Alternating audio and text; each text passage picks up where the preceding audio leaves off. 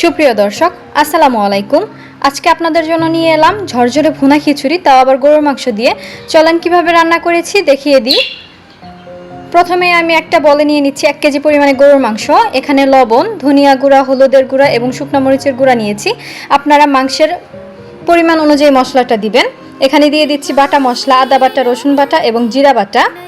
ভালোভাবে হাত দিয়ে মাখিয়ে নিচ্ছি। এবার একটা প্যানে পরিমাণ মতো তেল দিয়ে দিচ্ছি। দিয়ে দেব এলাচ, দারুচিনি, তেজপাতা এবং লং। তার সাথে দিয়ে দিচ্ছি অনেকটা পরিমাণে পেঁয়াজ কুচি, হালকা ব্রাউন কালার করে তারপরে মাংসটা দিয়ে দিব। মিডিয়াম লো আঁচে মাংসটাকে সিদ্ধ করে নিব আস্তে আস্তে।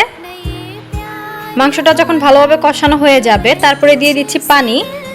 চুলার আঁচটা অবশ্যই আমি কমে রেখেছি। তারপরে এবার ডাল নেওয়ার পালা। এখানে আমি মুগের ডালটা ভেজে নিব হালকা করে, যাতে ফ্লেভারটা ভালো আসে। এখানে খেসারির ডাল আর মুসুরের ডাল নিয়েছি, ভালোভাবে পরিষ্কার করে নিচ্ছি ধুয়ে। এখানে পোলাও চালটা আমি হাফ কেজি নিয়েছি, চালে ডালে প্রায় 1 কেজির মতো হয়েছে। এখানে আমি আস্ত কাঁচামরিচ দিয়েছি আর দিয়ে দিলাম ফুটন্ত গরম পানি, যাতে রান্নাটা খুব তাড়াতাড়ি হয়। পরিমাণ মতো আমি আগে থেকে পানিটা গরম করতে বসিয়ে দিয়েছিলাম। এবার ঢাকনা দিয়ে ঢেকে রেখে দিব। আর সাথে আপনারা ঘি ব্যবহার করবেন ভালো ফ্লেভারের জন্য। আমি ধনিয়া পাতা দিয়ে দিয়েছি। আজকের রেসিপিটি কেমন লাগলো অবশ্যই কমেন্ট করে জানাবেন। ধন্যবাদ সবাইকে।